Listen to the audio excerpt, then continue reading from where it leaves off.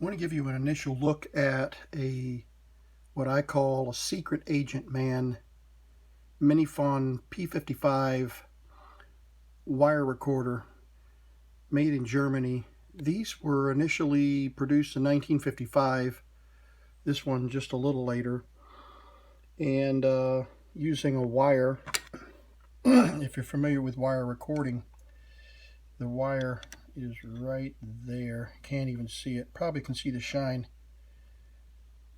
About the size of a human hair, maybe a little smaller.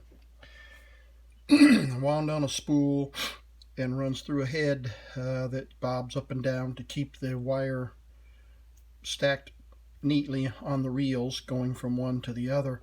But this little tiny unit, trying to give you a feel for how big it is, it can fit in the palm of my hand, the entire recorder. This is the case, and you can see the manufacturer date there on the back. October 28th, 1958. The timer gauge right there, which is right here. This moves slowly. It's belt driven. There's a little tiny belt right there that drives this. So the unit was designed to have a external microphone and an external speaker so it didn't have any microphone or speaker built into it for size reasons. Ran off of 3 batteries. There's a 12-volt battery that snaps in the back, a 30-volt battery, which I just got, snaps in here, which they call the anode battery, which is the battery for the tubes.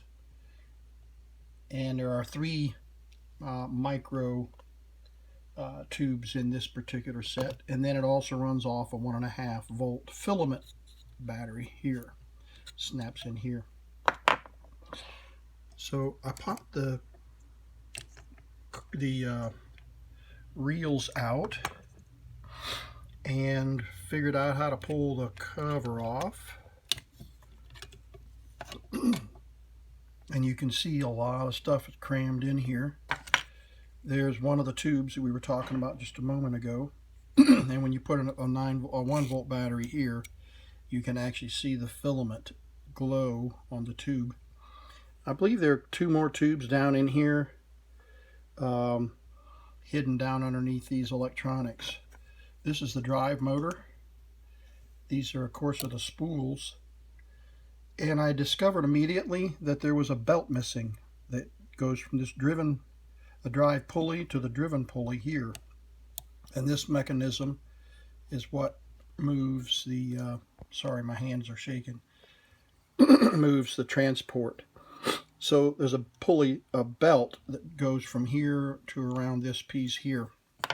So I'm going to, I've done some measurements and I'll see if I can find a belt that will fit under there. I'm going to have to take this transport system out in order to get the belt around this driven shaft here. But the tubes light up. I put a 1.5-volt battery in here, and the tube does light up. And there are a couple of other lamps. There's a lamp back up underneath here that lights up when I power the drive motor. The drive motor runs, pulls about 3 milliamps. I tested that. So I think with a little bit of luck, putting a belt in and getting some wire run through the recording and playback head, which is right there, that chrome unit right there, we should be able to get some audio to run through this. So I wanted you to see the unit taken apart. This is the battery gauge, which is really old-fashioned. The face of that battery gauge rotates.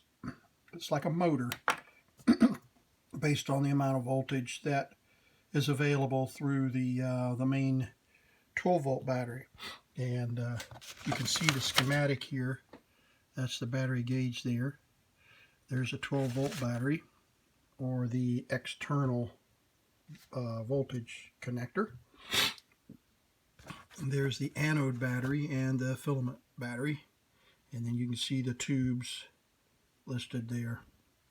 So we'll just take it one step at a time and see if we can get the unit to fire up and actually record some audio.